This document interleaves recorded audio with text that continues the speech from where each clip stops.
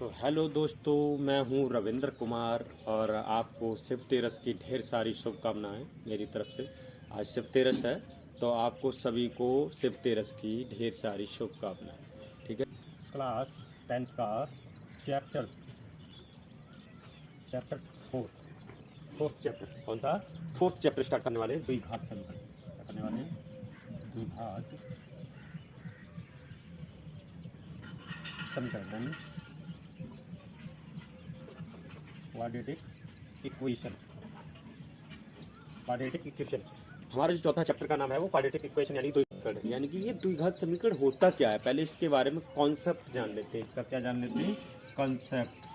Concept जान लेते हैं, क्योंकि कॉन्सेप्ट जानना बहुत जरूरी है। कॉन्सेप्ट अगर जानोगे तभी तो सवाल बना पाओगे। भाई कॉन्सेप्ट अगर नहीं पता होगा हमें कि कैसे काम करना है इसको, तो कैसे बनाओगे सवाल को? तो कॉन्सेप्ट इसका क्या होता है? द्विघात समीकरण होता क्या है? अगर चर की घात हम लिख सकते हैं, चर की अधिकतम घात 2 हो, वह द्विघात समीकरण होता है। वह द्विघात समीकरण होता है। द्विघात समीकरण होता है। अब तुम्हें पता ही है, मैंने बता रखा है कि चर क्या है और अचर क्या है। भाई चर है हमारे, चर x बाई जेड इस फॉर्म में आते हैं चर। भाई चर हमारे इस फॉर्म में आते हैं ना। और अचर हमें पता है, देखो अचर क्या होते हैं? 1 2 3 और भी जो भी संख्या है। ठीक है। तुम्हें पता है भैया जो चर होता है इसका मान बदलता रहता है। चर का मान बदलता रहता है। भाई चर का मान बदलता कैसे रहता है कि कभी x का मान अगर 1 है तो 2 भी होगा, -1 भी हो सकता है, कुछ भी हो सकता है, ये बदलता रहता है इसका मान। इसको हम कह सकते हैं एक तरह से बेवफा। नाम सुना होगा ना, बेवफा वर्ड सुना होगा। बेवफा किसके लिए कहते हैं? भाई जो वफादार नहीं होता उसको हम बेवफा कहते हैं। और इसको हम कह सकते हैं वफादार। इसका मान अगर 1 है तो 1 को हम 2 लिख सकते हैं क्या? नहीं लिख सकते।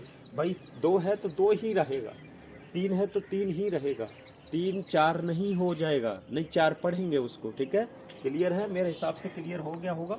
भाई द्विघात समीकरण क्लियर हो गया होगा। चर की घात अधिकतम घात कितनी होनी चाहिए? 2 होनी चाहिए। कितनी? 2 होनी चाहिए। वही हमारा द्विघात समीकरण होता है। ठीक है।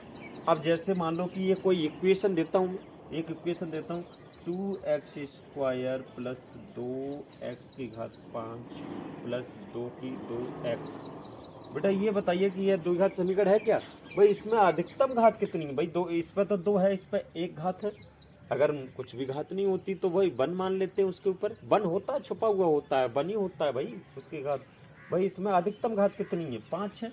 तो ये द्विघात समीकरण ये नहीं है, ये नहीं है भाई, ये नहीं है द्विघात समीकरण। ठीक है। द्विघात समीकरण क्या होगा कि 2x प्लस 3x² प्लस 1 अगर ये है तो भैया ये द्विघात समीकरण है।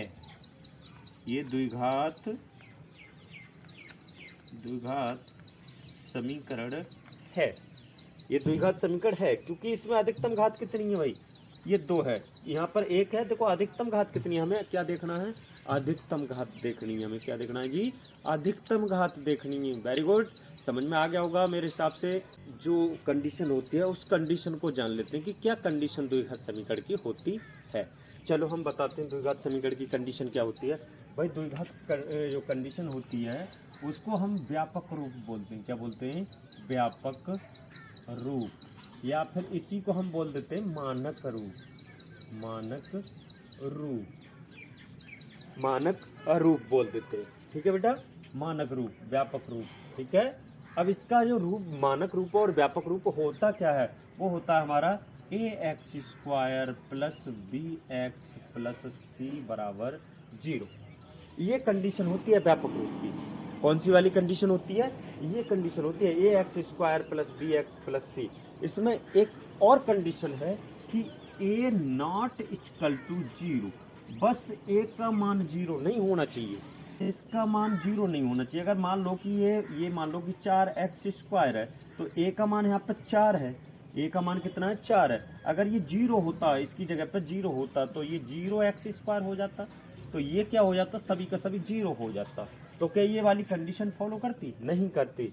अगर बस सिर्फ a नॉट इक्वल टू, ये कंडीशन बता रखी है भाई, ये कंडीशन नहीं होनी चाहिए। बाकी किसी का b का मान 0 हो या c का मान 0 हो, कोई फर्क नहीं पड़ता भाई।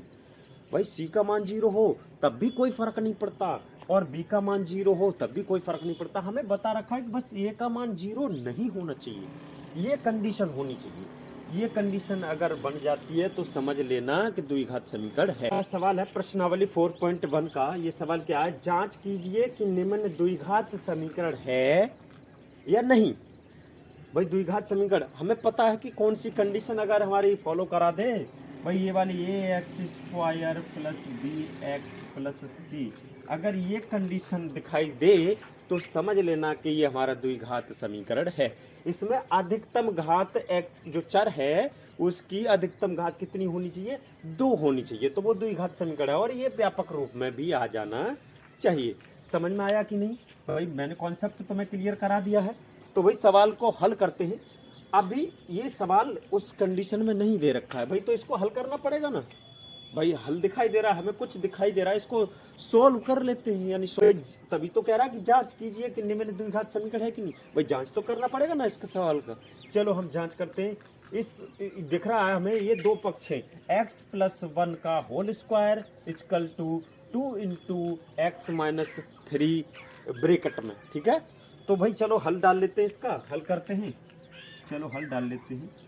हल डाल के हमें दिखाई दे रहा है कि x प्लस 1 का whole square equal to 2 into x minus 3, ठीक है। हमें दिखाई दे रहा होगा ये 2 मल्टीप्लिकेशन में, यानी कि गुणा कर रहा है, ठीक है। तो हम इस पूरी ब्रैकेट की इसके साथ गुणा कर देंगे, ठीक है। इधर देखो, इधर कुछ बन रहा है क्या? इधर सुना है कि नहीं, a प्लस बी का होल स्क्वायर या फिर x प्लस वाई का होल स्क्वायर, सुना है ना।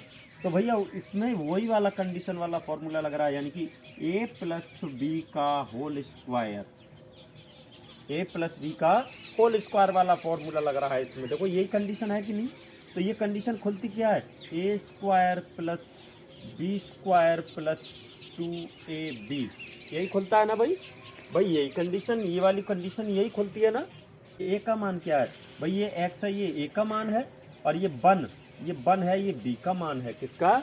b का मान है। चलो पुट कर देते हैं इसको, इस कंडीशन में ला लेते हैं। चलो लाते हैं इसको इस कंडीशन में। क्या करते हैं भाई, यानी a की जगह पे क्या है x, तो यानी कि x का स्क्वायर प्लस b की जगह पे 1 है तो 1 का प्लस 2 गुणा a का मान कितना है x है और b का मान कितना है 1 है, ठीक है बेटा, क्लियर है। तो भैया ये वाला पक्ष हमने सॉल्व कर लिया है, और इधर वाला पक्ष क्या है हमारा, 2 की गुणा जब x में करेंगे तो 2x हो जाएगा, और 2 की गुणा अगर 3 में करेंगे तो -2 तिया 6 हो जाएगा। कितना? 6 हो जाएगा। क्लियर है, मेरी बात समझ में आ रही है। तो भैया इसको थोड़ा सा सॉल्यूशन दे देते हैं ना, इसको सरल कर लेते हैं भाई। जो भी चीज़ दे रखी है सही करके लिख लेते हैं। तो लिखते हैं चलो, एक्स स्क्वायर प्लस 1 का स्क्वायर 1 होता है, 2x 2 एकम 2 यानी कि प्लस का 2x हो गया, और इक्वल टू हो गया 2x माइनस 6, ठीक है।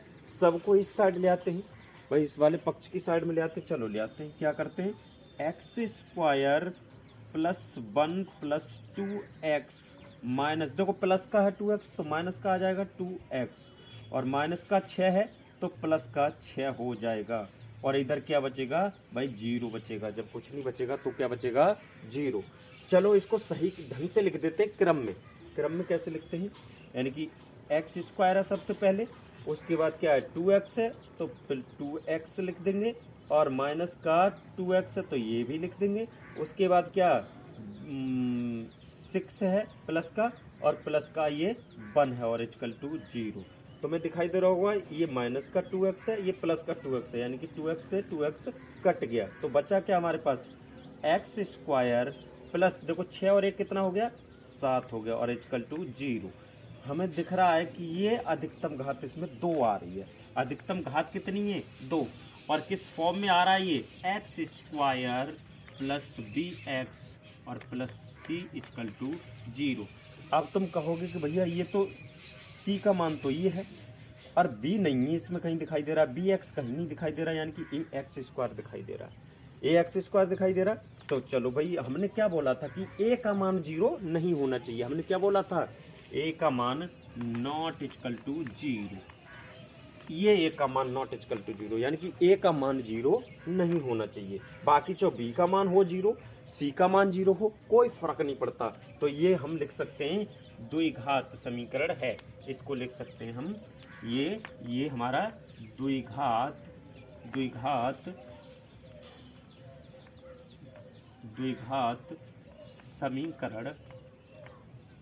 समीकरण है।